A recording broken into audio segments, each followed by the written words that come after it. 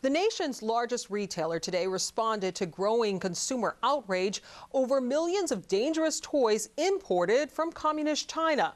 Just in time for the Christmas shopping season, Wal-Mart unleashed a public relations offensive to convince skeptical and angry shoppers that its products are not only cheap, but also safe. Christine Romans reports.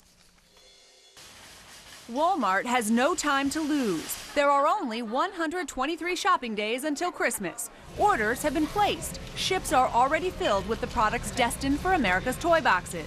So Walmart promises more testing, more checking, more dialogue, and more selection of toys from across the world. 80% of toys in this country are now made in one country, China. In a statement, the company's merchandise manager for toys says, "We've heard parents' concerns over recent recalls, and we're working hard to be their advocate, ensuring everyone involved in the toy business plays their part in improving standards." Walmart's critics scoff at that. They say Walmart's relentless and legendary drive to squeeze lower prices out of its suppliers is a big part of the problem. You can't tell somebody to produce something at bargain basement prices and then not take responsible steps to ensure that the product is safe for the consumer. And Walmart has avoided that. As costs are squeezed out of the process, to continue to do it at a cheaper and cheaper price, you cut corners. And as you cut corners, you might, let's eliminate a little testing here.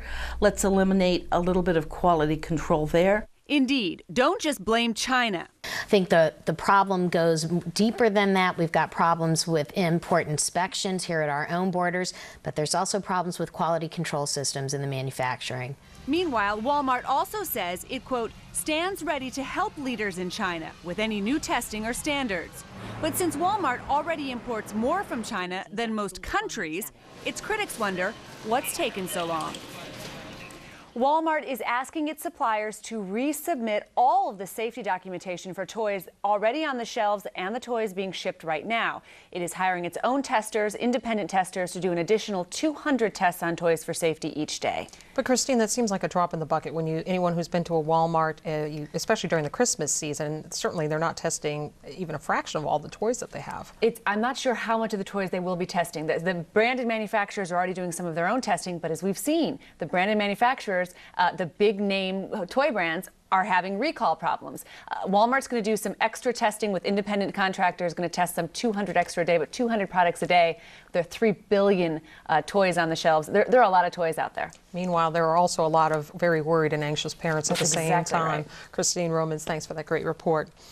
Critics say the Consumer Product Safety Commission is not up to the task of keeping our families safe by keeping dangerous toy imports from communist China out of the United States. Earlier today, I spoke with 2 consumer product experts about what needs to be done to keep dangerous toys and other products from coming into this country. Congress needs to allocate more money and more enforcement power to the CPSC in general, and then particularly at the border. We need independent third-party investigations and laboratory testing of all imports.